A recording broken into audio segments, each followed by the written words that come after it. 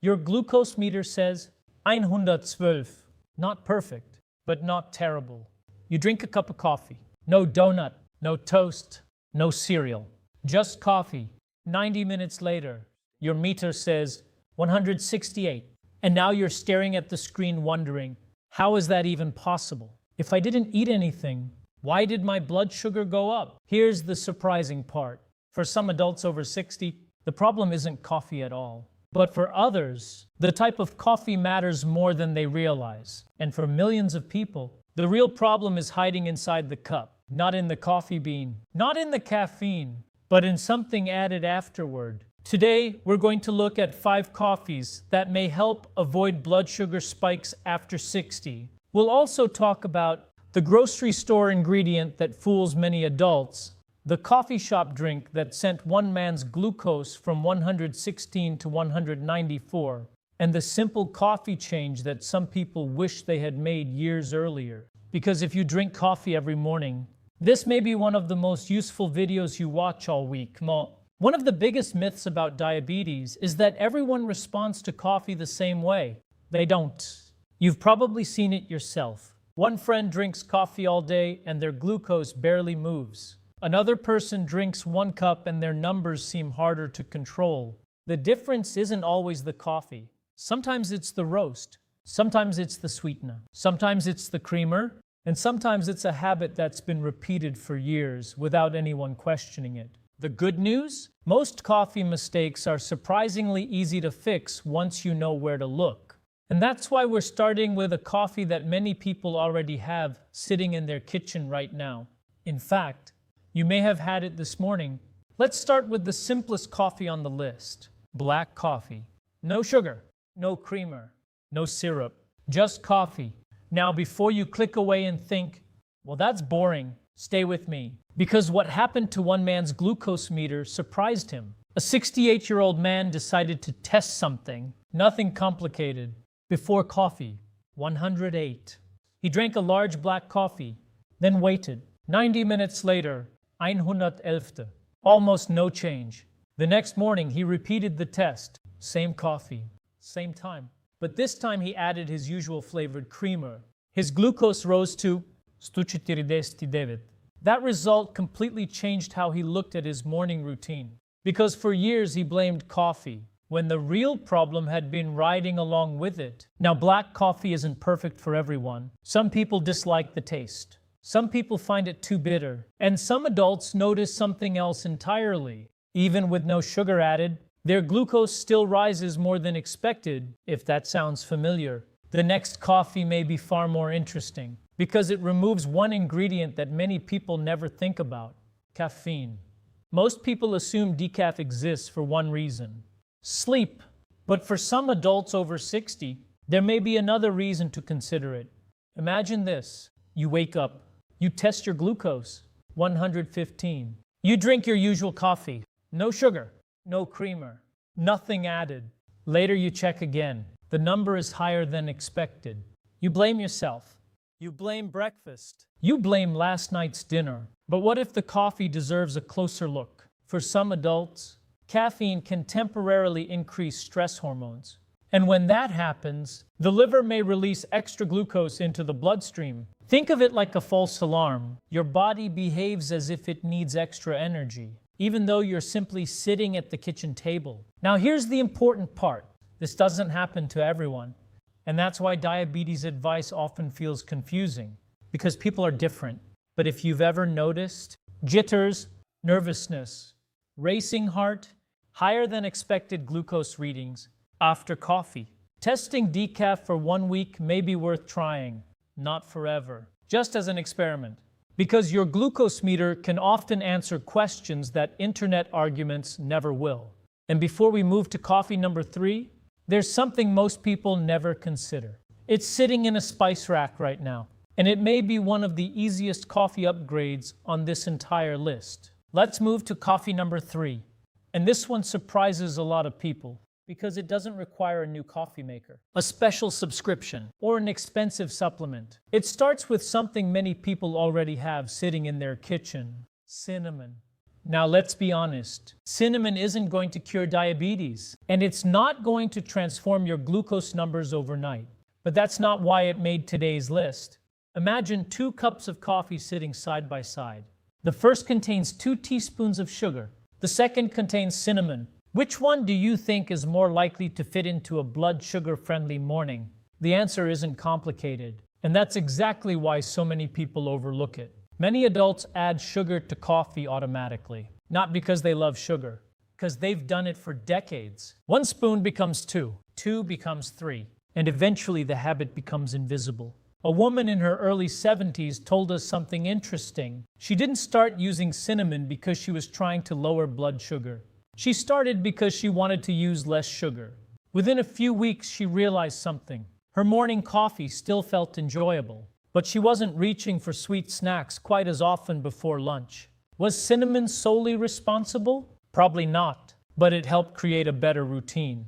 And sometimes better routines matter more than miracle foods. The practical takeaway? Try replacing part of your sugar with cinnamon for 1 week. Not forever, just long enough to see what happens. Because coffee number 2 may help even more. But before we get there, there's one ingredient that quietly turns millions of cups of coffee into something completely different. The next time you're in a grocery store, walk to the coffee creamers section. Take a look around. French vanilla, caramel swirl, sweet cream, hazelnut, cookie butter, cinnamon roll. The packaging looks comforting, almost wholesome. And that's what makes this trap so effective. Because most people don't think of creamer as a source of sugar. They think of it as part of the coffee. But your glucose meter sees things differently. One man spent months blaming his breakfast. Every morning he ate the same meal, and every morning his numbers seemed higher than expected. Eventually, he started testing individual parts of his routine. The eggs weren't the issue. The toast wasn't the issue. The coffee wasn't even the issue. The culprit? 3 large pours of flavored creamer. That's why labels matter. Not because you need to become obsessed with ingredients, because small additions become large additions over time. And unfortunately, the grocery store isn't the only place this happens. The next trap catches people while they're doing something that feels completely harmless. Stopping for coffee. Imagine it's Saturday morning. You run a few errands. Maybe you're heading to the pharmacy. Maybe you're picking up groceries.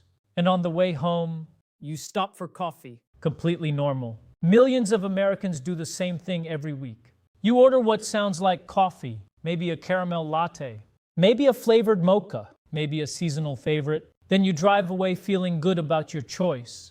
The problem? Many of these drinks are much closer to dessert than coffee. One retired gentleman started tracking his glucose more carefully after a doctor's appointment. One morning, his reading before coffee was 116. After a large flavored coffee shop drink, 194. That number got his attention fast. The following week, he ordered a plain coffee with a splash of milk instead. His reading afterward? 128. The difference wasn't subtle. And this is why labels and ingredients matter. Not because coffee is dangerous, because coffee shops often sell much more than coffee. Now here's the good news. Coffee number 2 is one of the most satisfying options on today's list, especially if you often find yourself hungry again an hour or 2 after breakfast. If someone had mentioned protein coffee 10 years ago, most people would have looked confused. Today it's becoming increasingly popular, and for a surprisingly practical reason. Let's compare 2 mornings. Morning number 1, coffee, a sweet pastry, maybe a muffin, maybe a donut. You're hungry again by 10:30.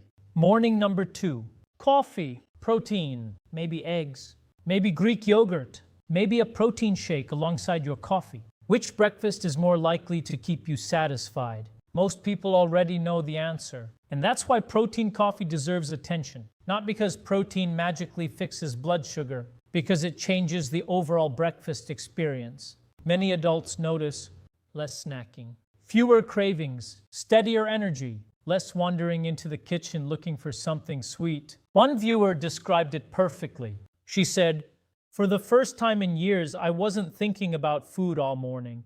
Because blood sugar isn't only about the number you see after breakfast. It's also about what happens 3 hours later. What happens at 10 a.m., What happens before lunch? What happens when cravings start making decisions for you? And the final coffee on today's list may be the easiest option of all. In fact, you can probably find it in almost every grocery store refrigerator section in America. We've finally reached the number one coffee on today's list. And honestly, it may also be the simplest. No expensive gadgets, no specialty coffee beans, no complicated recipes, just a small change that many adults can make tomorrow morning. Coffee with unsweetened almond milk. Now, before anyone says, wait a minute, almond milk isn't coffee. You're right. But remember what we've learned throughout this video. For many adults, the biggest blood sugar difference isn't the coffee bean itself. It's what goes into the cup. Imagine you're standing in the dairy aisle. There are dozens of choices. Whole milk, reduced fat milk, oat milk, sweetened almond milk, flavored creamers, vanilla almond milk, caramel almond milk, and then there's unsweetened almond milk. One word changes everything. Unsweetened. Because after 60, one of the most valuable things you can have is predictability. Not perfection. Predictability. A woman told us she spent years bouncing between different creamers trying to find the healthy one. Every package claimed to be healthy. Every label looked reassuring. But her glucose readings told a different story. Eventually, she switched to unsweetened almond milk. Not because it was magical. Because it was simple. No surprises. No hidden sweetness. No mystery ingredients she couldn't pronounce. Just a straightforward addition to her morning coffee. And that's why it earns the number one spot. Not because it's the most exciting, because it's the easiest for many people to live with. And the best blood sugar friendly habit is usually the one you'll actually continue doing. But before we finish, there's something far more important than choosing the right coffee. And it explains why some people switch coffees and still don't see the results they expected. Let's imagine two people. Person number one spends hours researching coffee. Dark roast, medium roast, organic, decaf, cold brew, single origin. They know everything about coffee. But every morning they also add sugar, sweet cream, caramel syrup, whipped topping, and a pastry. Person number two keeps things simple. A basic coffee, a simple breakfast, a few consistent habits. Which person do you think is more likely to see steadier numbers? That's the lesson many adults eventually discover. The coffee matters, but the overall routine matters more. Blood sugar doesn't look at one ingredient. It looks at the entire morning. The sleep from the night before, the breakfast, the snacks, the movement, the stress. The coffee is just one piece of the puzzle. And that's actually good news, because it means you have more opportunities to make small improvements. Not just one. Instead of guessing, let's do something better. Let's test. For the next 7 days, become curious. Not worried. Not frustrated. Curious. For the first 3 days, drink your coffee exactly the way you normally do. Don't change anything. Before coffee, check your glucose. Write it down. About 90 minutes later, check again. Write that down too. That's your baseline. Then for the next 4 days, change one thing. Only one. Maybe switch to black coffee. Maybe try decaf. Maybe replace sugar with cinnamon. Maybe remove flavored creamer. Maybe try unsweetened almond milk. Just one change. Then compare the numbers. You might discover something that no article, no influencer, and no expert could ever tell you. How your body responds. Because ultimately that's the information that matters most. Not what happened to your neighbor. Not what happened to someone on social media. What happens to you? And that's where real confidence begins. If there's one thing I hope you remember after today's video, it's this. You do not need to fear coffee. Many adults spend years believing that managing blood sugar means giving up everything they enjoy. The morning coffee, the family breakfast, the restaurant meal, the little routines that make life feel normal. But healthier blood sugar rarely comes from making life miserable. It usually comes from understanding your habits a little better. One better grocery store choice, one better breakfast, one better coffee. Repeat it over and over again. That's how meaningful changes happen. Not through perfection, through consistency. And maybe tomorrow morning, before you take that first sip, you'll look at your cup a little differently. Not with fear, with curiosity. Because now you know that small changes can sometimes create surprisingly big results. If you enjoyed today's video, let me know in the comments. Which coffee from today's list surprised you the most? Black coffee? Decaf? Coffee with cinnamon? Protein coffee? Or coffee with unsweetened almond milk? I read as many comments as I can, and your experience may help someone else who is trying to make sense of their own blood sugar journey. Thank you for spending time with me today. Take care of yourself, and I'll see you in the next video.